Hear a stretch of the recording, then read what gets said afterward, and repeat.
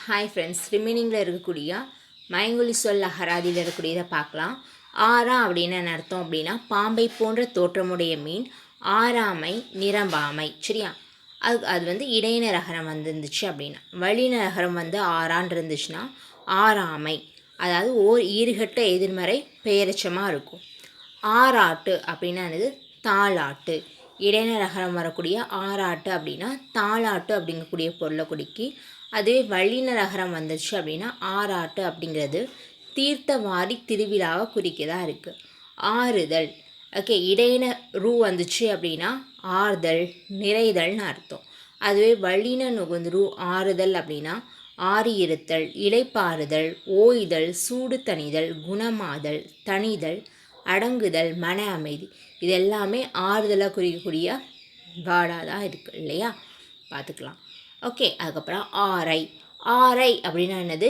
இடையின நுகர்ந்து வந்திருக்கக்கூடிய ஆரைக்கு என்ன அர்த்தம் அப்படின்னா நீர் ஆரை, ஒரு பூடு, கோட்டை, மதில், புற்பாய், அச்சிமரம், தோல்வெட்டும் உளி, ஆரக்கால் அப்படிங்கிறது பொருளாக இருக்கும். எது இடையின ரகரம் வரக்கூடிய ஆரைனா நீராரை, ஒரு பூடு, கோட்டை, மதில், புற்பாய், அச்சிமரம், தோல்வெட்டும் உளி, ஆரக்கால். ஓகேவா?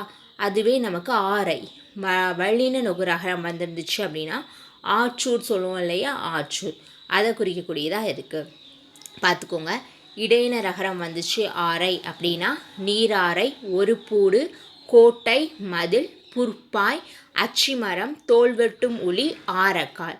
அதுவே வல்லின ரகரம் வந்துருந்துச்சு அப்படின்னா ஆற்றூரை குறிக்கக்கூடியதாக இருக்குது. ஓகேவா?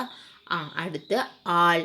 ஆள் அப்படின்னா என்ன அப்படின்னா ஒரு வகை மரம். ஆலமரம் இருக்கு இல்லையா? நம்ம ஆளை சொல்லுவோம் ஆலமரம். நஞ்சி, வெள்ளம். இன்றைக்கி நஞ்சு இருக்கும் இல்லையா? நஞ்சி, வெள்ளம், ஆமெனல். ஓகே, ஆமாம் அப்படி சொல்லுவோம் இல்லையா? ஆள். அதுக்கப்புறம் மூன்றாம் வேற்றுமை உருபு ஆள். நஞ்சி, பொன்னாங்கண்ணி, கரிசலாங்கண்ணி. அதான் என்ன அப்படின்னு பார்த்தா ஆள் அப்படிங்கக்கூடியது குறிக்கு. ஆள் அப்படிங்கக்கூடிய சொல் வந்து எதெல்லாம் குறிக்க, அதோடைய பொருள் என்னெல்லாம் அப்படின்னு பார்த்தோம் அப்படின்னா ஒரு வகை மரம், ஆலமரம். அதுக்கப்புறம் மூன்றாம் வேற்றுமை உருபு வெள்ளம். ஓகே, ஆள் அப்படின்னா என்னது? வெள்ளம் அப்படிங்கிறதும் ஒரு பொருள் இருக்குது. நஞ்சு, விஷம் அப்படிங்கக்கூடிய ஒரு பொருள் இருக்குது. பொன்னாங்கண்ணி, கரிசலாங்கண்ணி. இந்த ஆள் அப்படிங்கிறதுக்கு நம்ம மேக்ஸிமம் ஆலமரம் மட்டும் தான் தெரிஞ்சுருக்கோம். ஓகே, அதுக்கப்புறம் மூன்றாம் வேற்றுமை உருபு தெரிஞ்சிருக்கும். நமக்கு தெரியாதுன்னு பார்த்தோம்னா வெள்ளம், நஞ்சி, அதுக்கப்புறம் பொன்னாங்கண்ணி, கரிசலாங்கண்ணி அப்படிங்கிறது நமக்கு தெரியாது. ஆள் அப்படிங்கக்கூடிய வார்த்தை இதெல்லாம் குறிக்குது. ஆள். ஓகே, இதை வந்து என்ன சிறப்பிலகரம் வரக்கூடிய இடத்துல ஆள் ஓகேவா இருந்துச்சு அப்படின்னா ஆள் அதுக்கு மூழ்கிறது.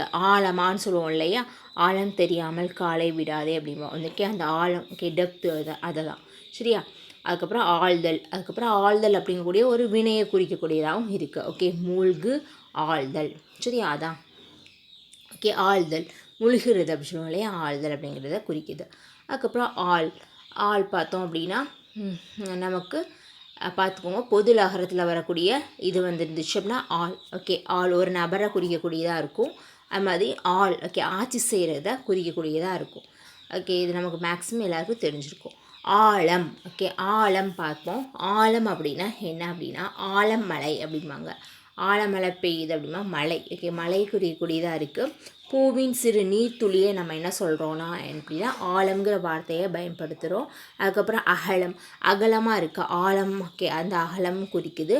ஆலமரத்தையும் குறிக்கு. மலை, நஞ்சி, உலகு, கருமை, ஒரு மலர், நீர், கடல், ஆலவிதை, வானம், விலங்கம். ஓகே, மாவிலங்கம், புன்கு. இதெல்லாம் எனக்கு வந்து ஆழம் அப்படிங்கக்கூடிய வார்த்தை குறிக்கதாக இருக்குது. ஆழம் எதெல்லாம் குறிக்குது? மலை, பூவின் நீர்த்துளி, அகலம், ஆலமரம், மலை, நஞ்சு, உலகு, கருமை, ஒரு மலர், நீர், கடல், ஆலவிதை, வானம், மாவிலங்கம், புன்கு அப்படிங்கிறது. அடுத்து பார்த்தோம்னா ஆழம்.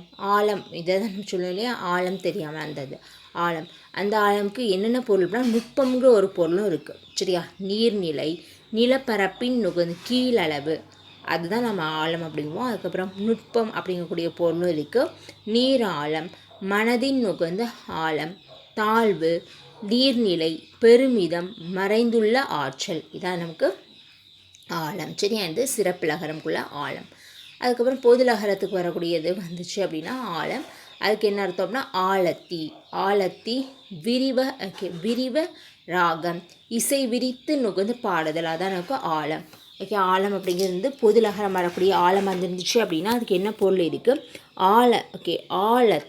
ஆலத்தி விரிவ ராகம், இசை விரித்து பாடுதல், அதான் நமக்கு வந்து பொதுலகரம் வரக்கூடிய ஆழம்க்கு பொருளாக இருக்குது. ஆளல் அப்படின்னு பார்த்தோம் அப்படின்னா ஒலி, ஆடல், சேருதல், பொருந்தல், ஆராவரித்தல், மயிலுடைய குரல். ஆளல் அப்படிங்கிறது மயில் குரலை குறிக்கக்கூடியதாக இருக்குது. அந்த ஒலி, அதுக்கப்புறம் ஆடல், மயில் சம்மந்தமாக வரக்கூடிய ஆளல் அப்படிங்கிறனாலே ஆடல் நான் வச்சுக்கிட்டு மயிலோட குரல், ஆடல், சேருதல், பொருந்தல், ஆராவரித்தல் எல்லாம் என்னது இந்த ஆளல் இருக்குது. அதுவே நமக்கு இப்போ சிறப்பு லகரம் வரக்கூடிய ஆளல் அப்படின்னு வந்துச்சு அப்படின்னா கரையான் இருக்கு இல்லையா, கரையானையும் அழுந்துதலையும் குறிக்கக்கூடியதாக இருக்குது. ஆளல். ஓகே, பொது லகரம் வரக்கூடிய ஆளல் வந்துச்சுன்னா ஆளுதல். ஓகே, ஆட்சி செய்கிறது, மீன் வகையை குறிக்கக்கூடியதாக இருக்குது. கரையானையும் குறிக்கக்கூடியதாக இருக்குது. ஆளல் அப்படின்னாலே கரையான் இருக்கு இல்லையா, அதை குறிக்கக்கூடியதாக இருக்குது அப்படின்னு தெரிஞ்சுக்கணும்.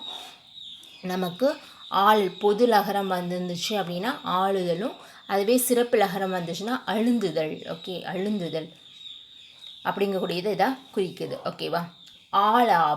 ஆலாபம் அப்படின்னா உரையாடல் இருக்கு இல்லையா, கன்வர்சேஷன் இருக்குது, ஆலாபம். அதுவே பொதுலகரத்தை வரக்கூடிய ஆலாபம் அப்படின்னு பார்த்தோம் அப்படின்னா விரிவராகம், இசை விரித்து நுகர்ந்து பாடுகை அப்படின்னு. ஆளாளம். ஓகே, ஆளாளம் அப்படின்னா ஒரு மரம், நீர், நஞ்சி, வவ்வால், மலர்.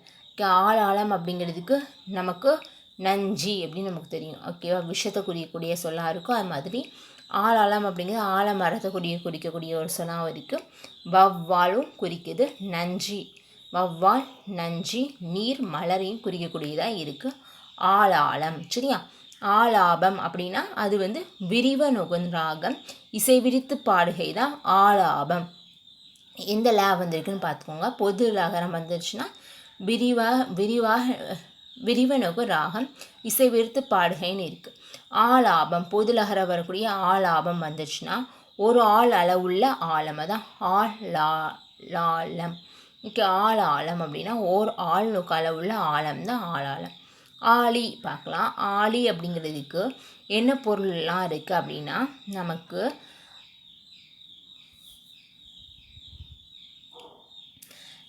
அமுதம், கூட்டம், மலைத்துளி, தேனி, தோழி, காற்று, தேல், ஆலங்கட்டி, கல். ஓகே, ஆளி அப்படிங்கிறதுக்கு என்னென்ன பொருளாக இருக்குன்னு பாருங்கள். மலைத்துளி.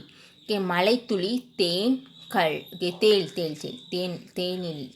இருக்குது, தேல் கிடையாது. சரியா. மலைத்துளி, தேனி, தேல், அதுக்கப்புறம் தோழி, காற்று, ஆலங்கட்டி, கல், அமுதம் குறிக்கக்கூடியதாக இருக்குது. அதுவே சிறப்பு லகரத்தில் வரக்கூடிய ஆளி வந்துச்சு அப்படின்னா வட்டம். ஓகே, வட்டம், மோதிரம், சக்கரம், உருளையை குறிக்கக்கூடியதாக இருக்குது. பொது லகரத்தில் வரக்கூடிய ஆளிக்கு என்ன அர்த்தம் அப்படின்னா ஒரு மரம், செடி வகை, அரிமா, ஒழுங்கு, பாலம், ஆழ்வோம் அப்படிங்கிறத குறிக்கக்கூடியதாக இருக்குது பொது லகரத்தில் வரக்கூடிய ஆளி. சிறப்பு லகரத்தில் வரக்கூடிய ஆளிக்கு வட்டம், மோதிரம், சக்கரம், உருளை. அதுவே பொது லகரத்தில் வரக்கூடிய ஆளிக்கு அரிமா, ஒரு மரம், செடி வகை, ஒழுங்கு, பாலம், ஆழ்வோம் அப்படிங்கிறத இருக்குது. ஆளுதல் அப்படின்னா என்ன அர்த்தம் அப்படின்னா ஒலித்தல், சவுண்ட், அதுக்கப்புறம் கழித்தல், ஆடுதல், தங்குதல், நிறைதலாக இருக்குது. அதுவே சிறப்பு லகரத்தில் வரக்கூடிய ஆளுதல்னால் நமக்கு மூழ்குதல், தோய்தலை குறிக்கக்கூடியதாக இருக்குது. ஓகே, ஆளுதல். பொது லகரத்தில் வரக்கூடிய ஆளுதல் அப்படின்னா ஆட்சி செய்தல், பயன் கொடுத்தல், அடிமை நுகர்ந்து கொள்ளலாக குறிக்கக்கூடியதாக இருக்கும். ஆவலி அப்படின்னா ஆவலி தான். ஓகே, ஆவலி அப்படின்னா என்ன அர்த்தம் அப்படின்னா அதுக்கு வரிசை, மரபு, தொடர்ச்சி, ஒழுங்கு, கொடி வகை. ஆவலி அப்படிங்கிறதுக்கு எதெல்லாம் இருக்குது பார்த்துக்கோங்க. வரிசை, மரபு, தொடர்ச்சி, ஒழுங்கு, கொடி வகை,